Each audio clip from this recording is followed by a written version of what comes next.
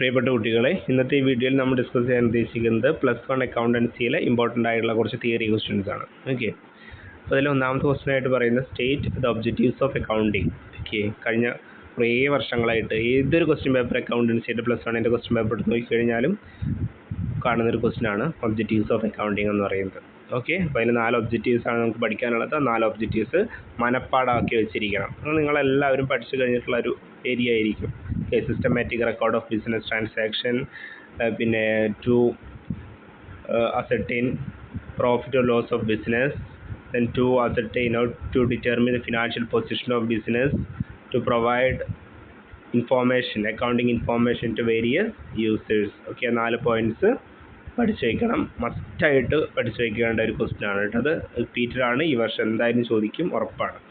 പിന്നെ അതേപോലെ ചോദിക്കുന്ന ഒരു ക്വസ്റ്റ്യൻ ആണ് qualitative characteristics of accounting information. Okay, എല്ലാവർക്കും അറിയുന്നുണ്ടാവും. Reliability, relevance, understandability and comparability. 4 ഒരു സിംഗിൾ സെൻറ്റൻസിൽ നിങ്ങൾക്ക് എക്സ്പ്ലനേഷൻ കൊടുക്കാൻ പറ്റണം കേട്ടോ. then അടുത്ത മൂന്നാമത്തത് various users of accounting information system. Okay, ഇത് പൊതുവെ ചോദിച്ചു കണ്ടിട്ടുള്ളത് കുറേ യൂസേഴ്സാണ് ബ്രാക്കറ്റിൽ തരും, അതിനെ ക്ലാസിഫൈ ചെയ്യാന്നുള്ള രീതിയിലാണ് ചോദിക്കുക. ഇൻറ്റേർണൽ യൂസർ, എക്സ്റ്റേണൽ യൂസർ, ആ രീതിയിൽ ക്ലാസിഫൈ ചെയ്യാനാണ് ചോദിച്ചു കണ്ടിട്ടുള്ളത്. ഓക്കെ, അപ്പോൾ ആ രീതിയിൽ പഠിച്ചു വയ്ക്കുക. ഇൻറ്റേർണൽ യൂസേഴ്സിലാകെ 3 യൂസറേ ഉള്ളൂ, ബാക്കി എല്ലാതും എവിടെയാണ്? എക്സ്റ്റേണൽ യൂസേഴ്സിലാണ് വരിക. ഓക്കെ, അപ്പോൾ ഇൻറ്റേർണൽ യൂസേഴ്സ് നന്നായി പഠിച്ചു വയ്ക്കുക. അതൊക്കെയാണ് ഓണേഴ്സ്, മാനേജേഴ്സ്, എംപ്ലോയീസ്. ഓക്കെ, ബാക്കിയുള്ള എല്ലാവരും എക്സ്റ്റേണൽ യൂസേഴ്സിലാണ് വരിക. ഓക്കെ, നെക്സ്റ്റ് നാലാമത്തത് ബ്രാഞ്ചസ് ഓഫ് അക്കൗണ്ടിങ്. അക്കൗണ്ടിങ്ങിൻ്റെ ബ്രാഞ്ചസ് 3 ബ്രാഞ്ചസ് ആണുള്ളത്. ഏതൊക്കെയാണ്? Financial accounting, cost accounting and management accounting. Okay, പിന്നെ 5ാമത്തെ ക്വസ്റ്റ്യൻ പറയുന്നത് എക്സ്പാൻഡ് ഗ്യാപ്പ്. എനിക്ക് ഗ്യാപ്പിൻ്റെ ഫുൾ ഫോം എഴുതാനാണ് ചോദിച്ചിട്ടുള്ളത്. Generally accepted accounting principles. Okay, ഇതൊക്കെ റിപ്പീറ്റഡ് ക്വസ്റ്റ്യൻ ആണ്. പിന്നെ പ്രിൻസിപ്പിൾസ്, ഗ്യാപ്പിൻ്റെ അണ്ടറിൽ വരുന്ന കുറേ പ്രിൻസിപ്പിൾസ് ഉണ്ട്. 13ഓളം പ്രിൻസിപ്പിൾസ് ആണ് നമുക്ക് പഠിക്കാനുള്ളത്. ആ പ്രിൻസിപ്പിൾസ് അതിൻ്റെ എക്സ്പ്ലെയിൻ ചെയ്യാന്നുള്ള രീതിയിലും പരീക്ഷയ്ക്ക് ചോദിക്കാറുണ്ട്. മാച്ച് ദ ഫോളോയിങ് ആയിട്ട് ചോദിക്കാറുണ്ട്. എക്സാമ്പിൾ എന്നിട്ട് ഏത് ടൈപ്പ് പ്രിൻസിപ്പിളാണെന്ന് ചോദിക്കാറുണ്ട്. ആ രീതിയിലൊക്കെ ക്വസ്റ്റ്യൻ ചോദിക്കുന്നതാണ്. അപ്പോൾ അതിൽ ഓരോ പ്രിൻസിപ്പിളും എന്താണ് മീൻ ചെയ്യുന്നത് എന്നുള്ളത് എന്ത് ചെയ്യണം? നന്നായി പഠിച്ചേക്കണം. ഓക്കെ, അപ്പോൾ അതിൽ ഒന്നാമത്തെ പ്രിൻസിപ്പിൾ പറയുന്നത് ബിസിനസ് എൻറ്റിറ്റി കോൺസെപ്റ്റ് ആണ്. ബിസിനസ് എൻറ്റിറ്റി കോൺസെപ്റ്റിൽ എന്താ പറയുന്നത്? Business entity concept assumes that business as a distinct and separate entity from its owner. Okay, business എന്ന് പറയുന്നത് ബിസിനസിൻ്റെ ഓണറിൽ നിന്ന് സെപ്പറേറ്റഡ് ആണെന്നാണ് പറയുന്നത്. ഡിസ്റ്റിങ്ക്റ്റ് എൻറ്റിറ്റി ആയിട്ടാണ് ട്രീറ്റ് ചെയ്യേണ്ടതെന്നാണ് പറയുന്നത്. Okay, owners are considered as creditors of the business to the extent of their capital. ബിസിനസ്സിനെ ഈ ഒരു പ്രിൻസിപ്പിൾ പ്രകാരം ബിസിനസ്സിൻ്റെ ഓണറിനെ, ഓക്കെ, ഉടമസ്ഥനെ ക്രെഡിറ്റർ ആയിട്ടാണ് ട്രീറ്റ് ചെയ്യേണ്ടത്. ഓക്കെ, അപ്പോൾ അങ്ങനെയൊക്കെ രീതിയിൽ ചോദിക്കും. Business man treated as creditor ഏത് പ്രിൻസിപ്പിളാണെന്ന് ഐഡൻറ്റിഫൈ ചെയ്യാൻ ചോദിക്കും. ഏതാ principle? Business entity concept. Okay, ആ രീതിയിലൊക്കെ ചോദ്യം വന്നു കഴിഞ്ഞാൽ പ്രിൻസിപ്പിൾ ഐഡൻറ്റിഫൈ ചെയ്യാനും അതിനൊരു എക്സ്പ്ലനേഷൻ കൊടുക്കാനും നിങ്ങൾക്ക് പറ്റണം. ഓക്കെ, പിന്നെ 2ാമത്തത് going concern concept. Okay, this concept states that business firm will continue to carry on its activities for an indefinite period of time. Okay, business എന്ന് പറയുന്നത് ഇൻഡിഫിനിറ്റ് പീരീഡ് ഓഫ് ടൈമിലേക്കാണ്. നാളെ അടച്ചു പൂട്ടുക എന്നുള്ള ലക്ഷ്യത്തോട് കൂടിയിട്ടായിരിക്കരുത് ബിസിനസ് സ്ഥാപനം തുടങ്ങാൻ. ഓക്കെ, അപ്പോൾ അതുമായി ബന്ധപ്പെട്ടിട്ടുള്ള എക്സാമ്പിൾ പഠിച്ചിരിക്കുക. ഡിപ്രീസിയേഷൻ ചാർജ് ചെയ്യുന്നത്, depreciation charge on fixed asset എന്തിന് എക്സാമ്പിളാണ്? ഗോയിങ് കൺസേണിൻ്റെ എക്സാമ്പിളാണ്. ഓക്കെ, അപ്പോൾ അത്തരത്തിൽ എക്സാമ്പിൾ നമ്മൾ പഠിച്ചിട്ടുണ്ട്.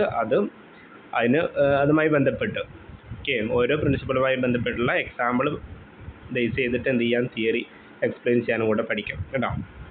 പിന്നെ dual aspect principle. Okay, according to this concept every transaction has 2 aspect which will be recorded in the books of accounts.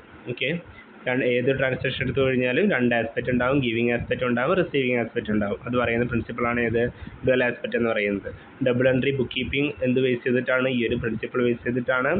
Accounting equation formulate ചെയ്തിട്ടുള്ളത് ഈ ഒരു പ്രിൻസിപ്പിൾ ബേസ് ചെയ്തിട്ടാണ്. അക്കൗണ്ട് ഇക്വേഷൻ ഏതാണ്?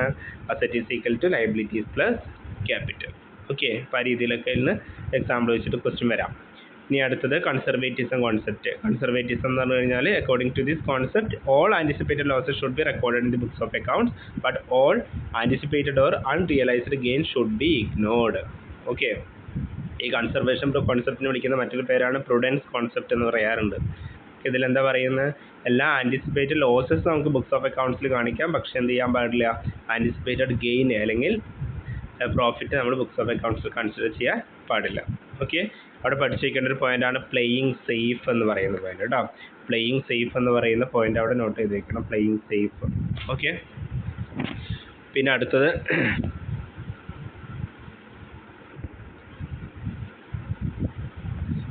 Matching concept. മാച്ചിങ് കോൺസെപ്റ്റ് എന്ന് പറഞ്ഞു കഴിഞ്ഞാൽ according to this concept, expense should be matched to the revenue of the appropriate accounting period to determine correct profit or loss of an accounting period. ഒരു accounting പീരീഡിലെ correct ആയിട്ടുള്ള profit അല്ലെങ്കിൽ loss കണ്ടെത്താൻ ആ വർഷത്തെ expense record ചെയ്യുന്നതിനോടൊപ്പം തന്നെ അതിന് corresponding ആയിട്ടുള്ള എന്തും കൂടെ റെക്കോർഡ് ചെയ്യണം, റവന്യൂ കൂടെ റെക്കോർഡ് ചെയ്യണം. അപ്പോൾ expense should be matched to the revenue എന്ന് പറയുന്ന കോൺസെപ്റ്റാണ് ഏത് മാച്ചിങ് കോൺസെപ്റ്റ് എന്ന് പറയുന്നത്. ഓക്കെ, ഈ ഒരു പ്രിൻസിപ്പിൾ പ്രകാരമാണ് ഫിനാൻഷ്യൽ സ്റ്റേറ്റ്മെൻറ്റ് പ്രിപ്പയർ ചെയ്യുമ്പോൾ prepaid expense, accrued income, outstanding expense അത്തരം കാര്യങ്ങളൊക്കെ എന്ത് ചെയ്യുന്നത് ഫിനാൻഷ്യൽ സ്റ്റേറ്റ്മെൻറ്റ്സിൽ ഇൻക്ലൂഡ് ചെയ്യുന്നത്. Okay, next money measurement concept എല്ലാവർക്കും ഫെമിലിയർ ആയിട്ടുള്ള കോൺസെപ്റ്റാണ്. മോണിറ്ററി ട്രാൻസാക്ഷൻസ് മാത്രമേ ബുക്സ് ഓഫ് അക്കൗണ്ട്സിൽ റെക്കോർഡ് ചെയ്യാൻ പാടുള്ളൂ. ഓക്കെ, ക്വാണ്ടിറ്റേറ്റീവ് ആയിട്ടുള്ള ട്രാൻസാക്ഷൻസ് മാത്രമേ ബുക്സ് ഓഫ് അക്കൗണ്ട്സിൽ റെക്കോർഡ് ചെയ്യാൻ പാടുള്ളൂ എന്ന് പറയുന്ന കോൺസെപ്റ്റാണ് മണി മെഷർമെൻറ്റ് കോൺസെപ്റ്റ് എന്ന് പറയുന്നത്. ഓക്കെ, അടുത്ത് materiality principle. This concept requires that accounting should focus only on material facts. Material facts മാത്രമായിരിക്കണം അക്കൗണ്ടിങ് ഫോക്കസ് ചെയ്യാൻ. ഓക്കെ, ഇമ്മെറ്റീരിയൽ ആയിട്ടുള്ള ഒരുപാട് ട്രാൻസാക്ഷൻസ് സ്ഥാപനത്തിൽ നടക്കുന്നുണ്ടായിരിക്കും, അതിനൊക്കെ എന്ത് ചെയ്യാം, ഇഗ്നോർ ചെയ്യാം. ഇമ്പോർട്ടൻ്റ് ആയിട്ടുള്ള കാര്യങ്ങൾക്ക് എന്ത് ചെയ്യാം, പ്രയോറിറ്റി കൊടുക്കുക എന്ന് പറയുന്ന പ്രിൻസിപ്പിളാണ് ഇത് മെറ്റീരിയാലിറ്റി പ്രിൻസിപ്പിൾ എന്ന് പറയുന്നത്. ഓക്കെ, ഇത്രയൊക്കെയാണ് ഇമ്പോർട്ടൻ്റ് ആയിട്ടുള്ള പ്രിൻസിപ്പിൾസ്, ഗ്യാപ്പിൻ്റെ അണ്ടറിൽ വരുന്ന പ്രിൻസിപ്പിൾസ് പറയുന്നത്. ഓക്കെ, അപ്പോൾ അതൊന്ന് നന്നായി നോക്കുക. മാച്ച് ദ ഫോളോയിങ് ഏത് രീതിയിലായി കഴിഞ്ഞ ക്വസ്റ്റ്യൻ പേപ്പറിലൊക്കെ വന്നിട്ടുള്ളത് നോക്കുക. ഏതൊക്കെ പ്രിൻസിപ്പിളാണ് റിപ്പീറ്റ് ചെയ്തിട്ട് ചോദിച്ചിട്ടുള്ളത് നോക്കുക. ഇത് ഈ പറഞ്ഞിരിക്കുന്ന പ്രിൻസിപ്പിൾസ് ഒക്കെ ചോദിച്ചിട്ടുള്ളത് തന്നെയാണ്. അതിൻ്റെ ഓരോ സെൻറ്റൻസ് എക്സ്പ്ലനേഷൻ പഠിച്ചു വയ്ക്കണം. മസ്റ്റ് സ്റ്റഡിയാണ് കേട്ടോ, പഠിച്ചു വയ്ക്കേണ്ട ഒരു ഏരിയ ആണിത്. ഓക്കെ, ഇതിലേതെങ്കിലും 4 എണ്ണം 5 എണ്ണം ഒക്കെ ചോദിക്കാറുണ്ട്. മാച്ച് ദ ഫോളോയിങ്ങിന് പുറമെ ഇതിലേതെങ്കിലും 2 പ്രിൻസിപ്പിൾസ് എടുത്ത് ചോദിക്കാറുണ്ട്, എക്സ്പ്ലെയിൻ ചെയ്യാനൊക്കെ ചോദിക്കാറുണ്ട്. അപ്പോൾ അത് നന്നായി പഠിച്ചു വയ്ക്കാം. ഓക്കെ, അപ്പോൾ ബാക്കിയുള്ള ടോപ്പിക്സ് നമുക്ക് അടുത്ത വീഡിയോയിൽ ഡിസ്കസ് ചെയ്യാം. Okay, thank you.